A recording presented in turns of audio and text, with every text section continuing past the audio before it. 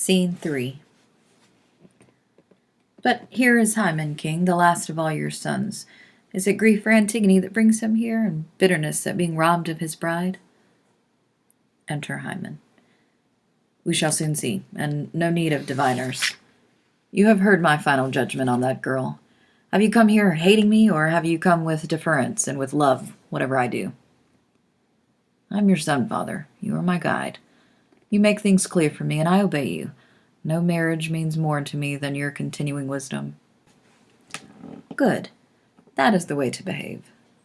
Subordinate everything else, my son, to your father's will. This is what a man prays for, that he may get sons attentive and dutiful in his house, each one hating his father's enemies, honoring his father's friends. But if his sons fail him, if they turn out unprofitably, what has he fathered but trouble for himself, and amusement for the malicious? So you are right not to lose your head over this woman. Your pleasure with her would soon grow cold, Hymen, and then you'd have a hellcat in bed and elsewhere. Let her find her husband in hell. Of all the people in this city, only she has had contempt for my law and broken it. Do you want me to show myself weak before the people, or to break my sworn word? No, and I will not. The woman dies. I suppose she'll plead family ties. Well, let her. If I permit my own family to rebel, how shall I earn the world's obedience? Show me the man who keeps his house in hand. He's fit for public authority. I'll have no dealings with lawbreakers, critics of the government. Whoever is chosen to govern should be obeyed, must be obeyed, in all things, great and small, just and unjust. Hymen, the man who knows how to obey, and that man only, knows how to give commands when the time comes. You can depend on him, no matter how fast the spears come. He's a good soldier. He'll stick it out. Anarchy. Anarchy. Show me a greater evil. This is why cities tumble and the great houses rain down. This is what scatters armies. No, good lives are made so by discipline. We keep the laws then, and the lawmakers, and no woman shall seduce us. If we must lose, let's lose to a man at least. Is a woman stronger than we? Unless time has rested my wits, what you say, king, is said with point and dignity.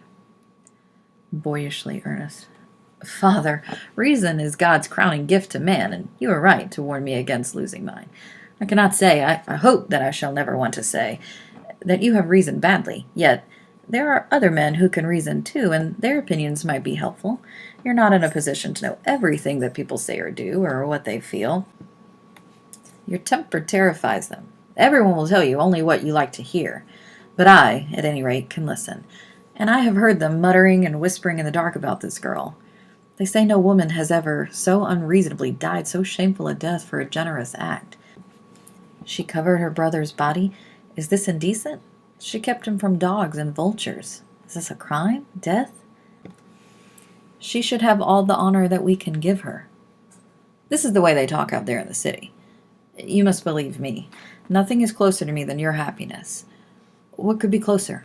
Must not any son value his father's fortune as his father does his? I beg you, do not be unchangeable. Do not believe that you alone can be right. The man who thinks that, the man who maintains that only he has the power to reason correctly, the gift to speak, the soul, a man like that, when you know him, turns out empty.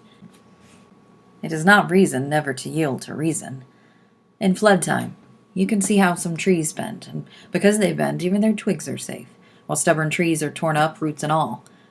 And the same thing happens in sailing. Make your sheet fast, never slacken, and over you go, head over heels and under, and there's your voyage. Forget you're angry. Let yourself be moved. I know I am young, but please let me say this. The ideal condition would be, I admit, that men should be right by instinct. But since we are all too likely to go astray, the reasonable thing is to learn from those who can teach. You will do well to listen to him, king, if what he says is sensible. And you, Hymen, must listen to your father. Both speak well. You consider it right for a man of my years and experience to go to school to a boy. It is not right if I am wrong. But if I am young and right, what does my age matter? You think it right to stand up for an anarchist? Not at all. I pay no respect to criminals. Then she is not a criminal. The city would deny it. To a man. And the city proposes to teach me how to rule. Who is it that's talking like a boy now? My voice is the one voice giving orders in this city. It is no city if it takes orders from one voice. The state is the king. Yes, if the state is a desert. Pause. This boy, it seems, has sold out to a woman. If you are a woman, my concern is only for you. So, your concern in a public brawl with your father. How about you in a public brawl with justice? With justice, when all that I do is within my rights. You have no right to trample on God's right. Completely out of control. Fool, adolescent fool, taken in by a woman. You'll never see me taken in by anything vile. Every word you say is for her. Quietly, darkly. And for you, and for me, and for the gods under the earth. You'll never marry her while she lives. Then she must die. But her death will cause another. Another? Have you lost your senses? Is this an open threat? There is no threat in speaking to emptiness. I swear you'll regret this superior tone of yours. You are the empty one. If you were not my father, I'd say you were perverse. You girl-struck fool, don't play at words with me. I'm sorry. You prefer silence. Now, by God, I swear, by all the gods in heaven above us, you'll watch it. I swear you shall. To the servants. Bring her out. Bring the woman out. Let her die before his eyes. Here, this instant, with her bridegroom beside her. Not here, no. She will not die here, king, and you will never see my face again. Go on raving as long as you've a friend to endure it. Exit Hymen. Gone, gone. Creon. A young man in a rage is dangerous. Let him do, or dream to do, more than a man can. He shall not save the girls from death. These girls? You have sentenced them both? No, you're right. I'll not kill the one whose hands are clean. But Antigone. Somberly. I will carry her far away out there in the wilderness, and lock her living in a vault of stone. She shall have food, as the custom is, to absolve the state of her death, and there let her pray to the gods of hell. They are her only gods. Perhaps they will show her an escape from death, or she may learn, though late, that piety shown the dead is piety in vain. Exit Creon. Love, unconquerable, waster of rich men, keeper of warm lights, and all-night vigil in the soft face of a girl. Sea wanderer, forest visitor.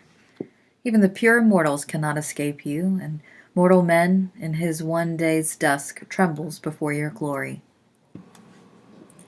Surely you swerve upon ruin, the just man's consenting heart, as here you have made bright anger strike between father and son. And none has conquered but love, a girl's glance working the will of heaven.